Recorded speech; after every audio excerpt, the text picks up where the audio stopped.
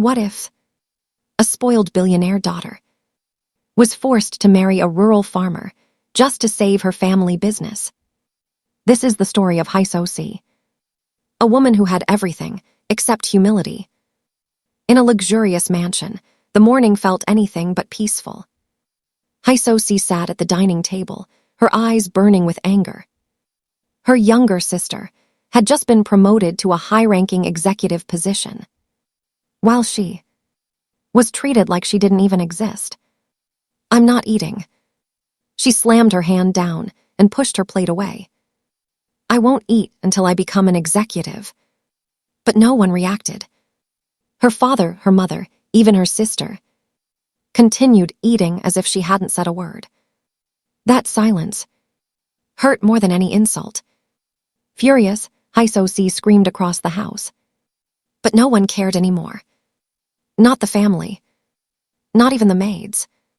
They had grown used to it. Some even wore earplugs, just to block her out.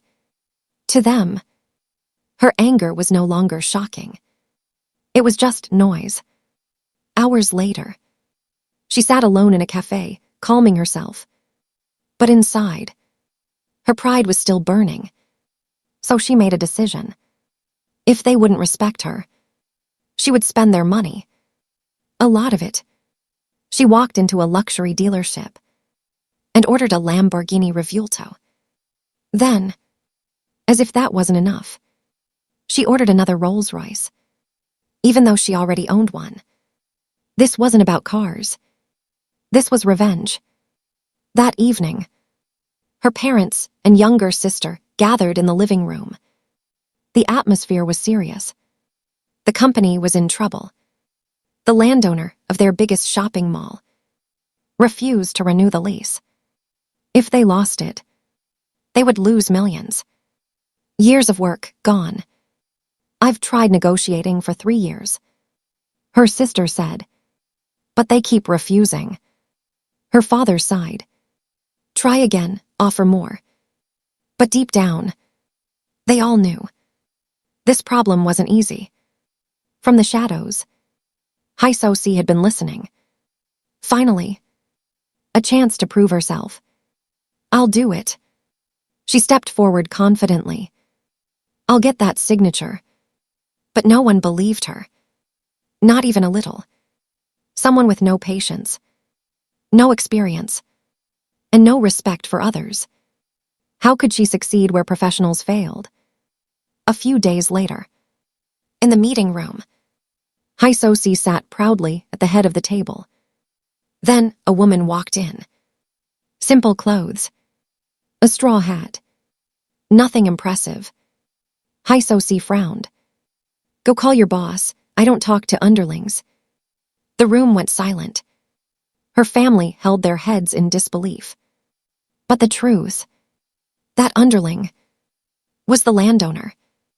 When Heiress finally realized, she quickly changed her tone.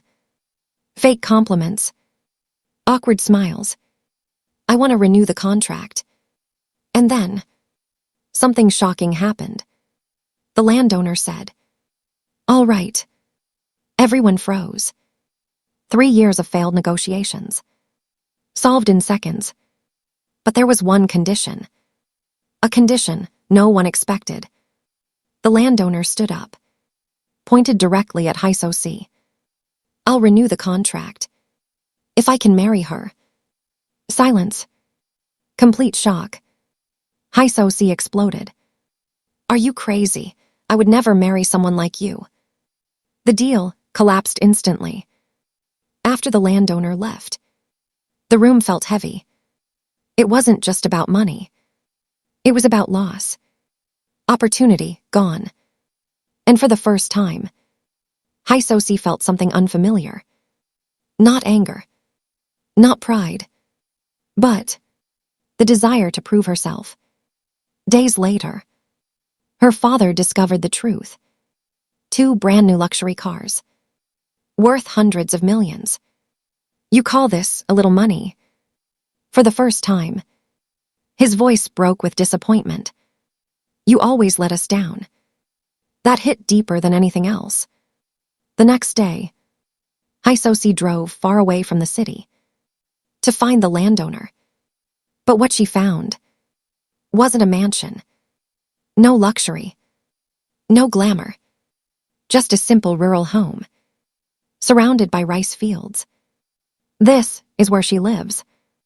For the first time in her life, Haisosi stepped into a world completely different from her own. A spoiled heiress, a stubborn farmer, and a marriage built on conditions. Will Haisosi accept the deal? Or will her pride destroy everything? This story isn't over yet. Subscribe to Velvet Chapter Stories and be ready for the next chapter. Next episode, her life will change forever.